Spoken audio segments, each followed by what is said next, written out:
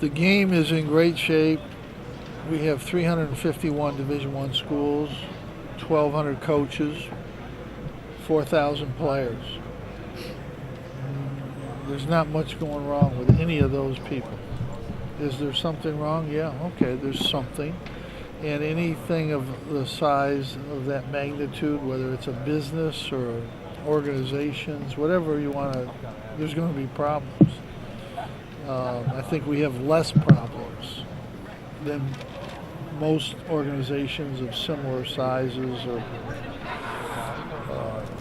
scope.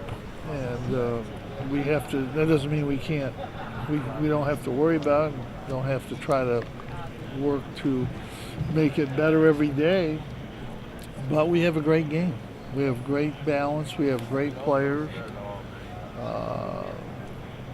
The game's never been in better shape in terms of more good teams and more good players. And, when things happen that shouldn't happen, then you try to work through it. I mean, I know that players were paid 50 years ago. There was violations 50, 60, 70 years ago. So that's always part of the game. It's nothing new. But we have to work as hard as we can to combat that. And, I don't really think that way. I think you have to be involved in the game. And I started early and was on the, basketball committees and USA basketball when I was young. I got on the NBC board when I was pretty young, and you just have to be involved in those things. And I think young coaches need to do that, need to be involved, and that's the only way the game can get better, survive. You said 3 or 4 years ago you were contemplating retirement. Now you're not. What changed for you? I think, I don't know if, I think you always in the back of your mind, at least I did when I was in my 35th year of coaching, I think you think about, when is that time? But I never really set a date. We had a sort of a date, and that thing changed. And now, I don't think at all. I literally, I did think about it, but I don't think about it all now. You mentioned the game being in great shape, more good players, more good teams. Are you surprised at all by the NBA's G League initiative, and what do you think of it? Well, first of all, the NBA is a business more than we are. Even though they say we're a business, we're not. The NBA is a business.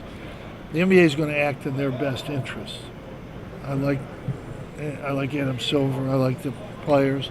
They're going to do what's best for the NBA and their franchises. And they must feel this is a good thing for their franchises. I've talked to a few NBA people this week, and the NBA people I've talked to don't think this is a good thing for their league. So we'll see how it all turns out. Why would you want to have your franchise have a young kid that you're working with, developing, and then at the end of the year he's going to get drafted by one of your rivals and he's going to play for that team? That doesn't make a whole lot of sense. And you're also talking about a 17, 18-year-old kid going to play against 25 and 28-year-old kids, men who are trying to get a battle. And those guys are going to be paying $30,000 and you're getting $125,000. So that's an interesting dynamic. And who's going to really want to go there? We had a kid that thought that way, and now he's realized it's not such a good way to go. So why is it better? Why is that a good way?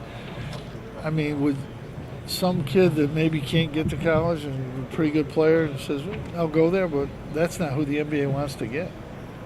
If they think they're going to get the top player in the country to go play there, why would you do that? You can go to college and you're going to be better than everybody else there. You're not better than everybody else in the G League, I can tell you that. I don't care who you are.